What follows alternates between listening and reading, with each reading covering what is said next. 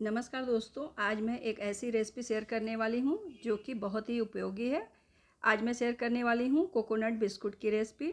Biscuit ऐसी रोज़मर्रा की ज़रूरत की चीज़ है जिसे बच्चे बड़े सभी खाते हैं।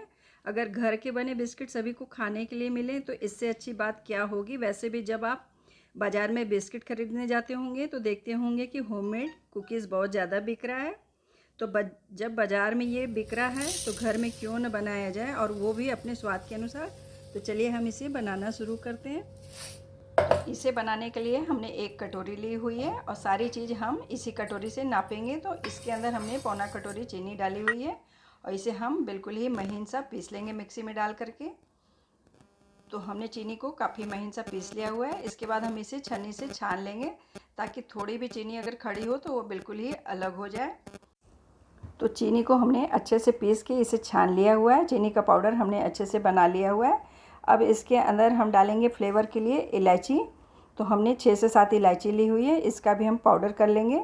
आप चाहें तो अपने मन मुताबिक इसके अंदर फ्लेवर के लिए आप वनीला एसेंस डाल सकते हैं। आप चाहें तो इसके अंदर चॉकलेट पाउडर भी डाल सकते हैं। तो अब हम इलायची के अंदर 2 चम्मच पिसी हुई चीनी डाल के इसे अच्छे से हमने महीन कर लिया हुआ है और इलायची के पाउडर को भी हमने चीनी में ही साथ में छान लिया हुआ है, जिससे चीनी के अंदर खूब अच्छे से इलायची पाउडर मिक्स हो सके।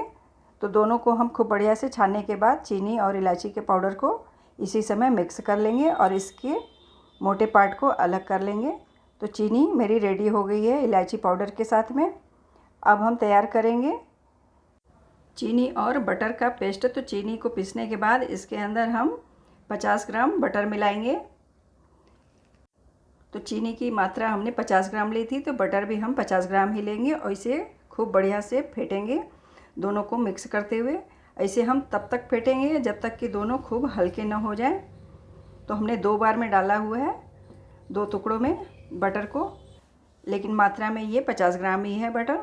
तो इसे खूब बढ़िया से हम चम्मच से फेंटेंगे और इसे फेंटने में कम से कम 10 से 12 मिनट की समय लगेगा। ये एकदम जब तक कि हल्का न हो जाए फ्लफी सा, तब तक हम इसे फेंटेंगे खूब बढ़िया से। मैं इसे फेंट करके भी दिखाती हूँ। आप इसे चाहें तो विक्सर की सहायता से भी विक्स कर सकते हैं, और आप चाहें तो इस तरह से चम्मच से भी फेंटेंगे तो ये काफ़ी अच्छे से फिट जाता है, काफ़ी हल्का हो जाता है। तो इसे हम बिल्कुल ही वैसे फेंटेंगे जैसे कि हम दही बड़े बनाते समय दाल को फेंटते हैं, उतना ही हल्का करेंगे और बिल्कुल ही सेम तरीके से इसे चेक भी करेंगे। तो जब ये हल्की हो जाएगी एकदम से बटर और चीनी, तो इस तरह से आप चम्मच में उठा के देखेंगे तो इस तरह से ये नीचे की ओर नहीं गिरेगा। इसका मतलब ये काफ़ी अच्छे से फेंट गया हल्का सा। और एक छोटी सी बूंद इसकी पानी में डाल के इस तरह से चेक करेंगे। ये पानी में तैर रही है तो ये काफ़ी अच्छे से हल्की सी फेंट चुकी है। तो बटर का पेस्ट अच्छे से तैयार करने के बाद इसके अंदर हमने 8 से 10 काजू का पाउडर करके डाला हुआ है और इसे हम डाल करके खूब अच्छी तरह से मिक्स कर देंगे। लेकिन काजू के पाउडर को हमने दरदरा ही पीसा हुआ है, एकदम महीन नहीं पीसा हुआ है। इसके बाद हम उसी कटोरी से 1 कटोरी नाप करके सूखे नारियल का बुरादा डालेंगे और इन दोनों ही चीज़ों को सबसे पहले बटर के अंदर खूब बढ़िया से मिक्स कर लेंगे खूब अच्छी तरीके से। तो बटर के अंदर में नारियल और काजू दोनों ही मिक्स करके इसे हम एक साइड में रख लेंगे। अब हम लेंगे उसी कटोरी को और इसके अंदर लेंगे मैदा। तो 1 कटोरी हम मैदा लेंगे। मैदा भी वज़न में 50 ही ग्राम है। इसे हम छन्नी में डाल लेंगे और इसके अंदर हम डालेंगे बेकिंग पाउडर आधा चम्मच और साथ में 1/4 चम्मच डालेंगे बेकिंग सोडा, और सारी चीज़ों को हम अच्छे से मिक्स कर लेंगे छन्नी में डाल करके छानते हुए। इस तरह से सारी चीज़ें मैदा में मिक्स हो जाएंगी। अब हम तैयार बटर में सारे ही मैदे को डाल देंगे। 2 बार में थोड़ा थोड़ा करके डाल के हम मिक्स कर लेंगे। तो बिस्कुट हम सभी के घर में डेली ही रोज़ ही खाया ही जाता है, चाहे छोटे हों या बड़े हों। अगर कोई मेहमान भी आता है तो चाय के साथ हम बिस्किट निकाल के रख देते हैं। तो ये बड़ी ही रोज़मर्रा की उपयोगी चीज़ है और ज़्यादातर हम बिस्किट को बाज़ार से ही ख़रीद करके लाते हैं, क्योंकि हमें लगता है कि बिस्किट को बनाना बहुत ही कठिन है। लेकिन नहीं, इसे बनाना एकदम ही आसान है, जैसे कि हम डेली की चीज़ें बनाते हैं और बिल्कुल ही कम पैसे में ये बहुत सारी बन के भी तैयार हो जाती है। और इसे आप अपने टेस्ट के अनुसार भी बना सकते हैं, जो भी फ्लेवर डालना चाहें। और इसे सिर्फ कढ़ाई में भी ये ना सोचें कि आप इसे सिर्फ ओवन में ही बना सकते हैं। आज मैं इसे सिर्फ कढ़ाई में ही बनाने वाली हूँ, बिल्कुल ही आसान तरीके से। तो मैं दिखा रही हूँ।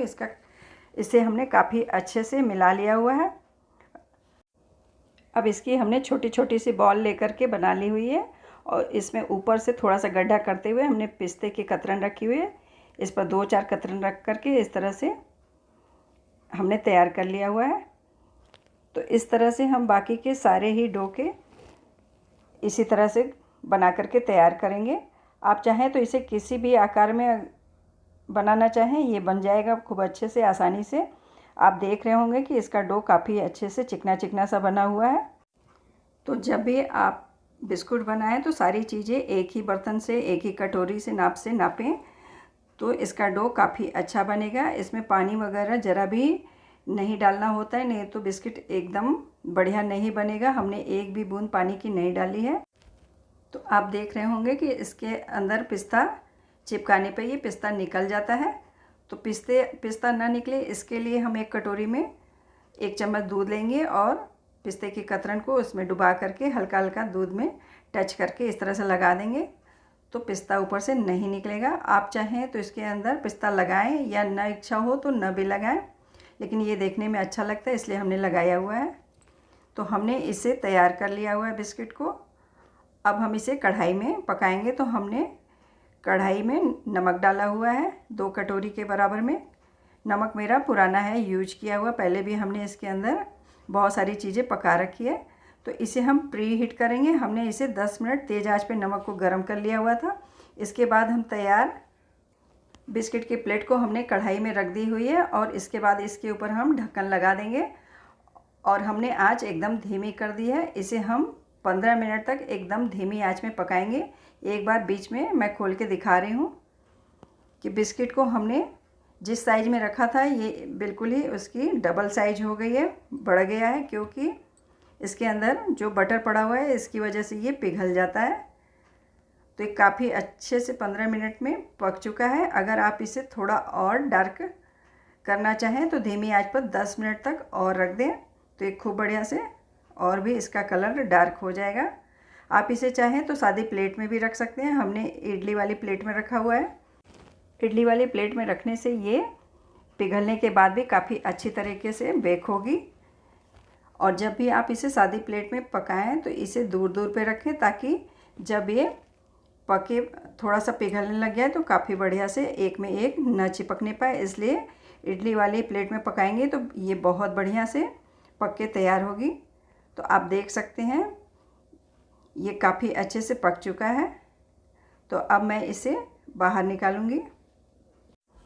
आप इसका कलर बिल्कुल ही पास से देख सकते हैं, बिल्कुल ही एक सा कलर इसका आया हुआ है। आप चाहें तो अगर इसे थोड़ा और डार्क करना चाहें तो और भी डार्क पका सकते हैं। तो ये मेरा एकदम से परफेक्ट सा पक चुका है। अब मैं इसकी प्लेट को आज से बाहर निकाल करके दूसरी प्लेट फिर से हम तैयार प्लेट को कढ़ाई में रख देंगे और फिर से इसे ढक करके 15 मिनट तक एकदम पकने के लिए छोड़ देंगे, जिससे ये खूब अच्छे से पक जाए। एक बार आप इसे बीच में ज़रूर ही चेक कर लें और आँच को एकदम धीमा ही रखें, ज़रा भी आँच को तेज़ ना करें। बस नमक को प्री हीट करने के बाद आँच एकदम धीमी ही कर दें।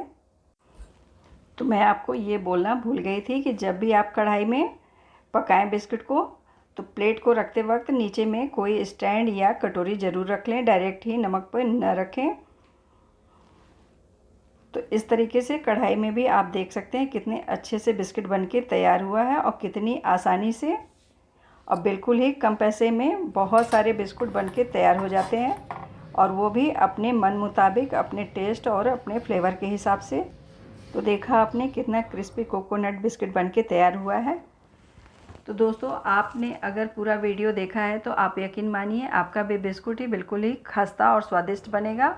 और घर में बनाए बिस्कुट बाज़ार से बहुत ही सस्ते पड़ते हैं।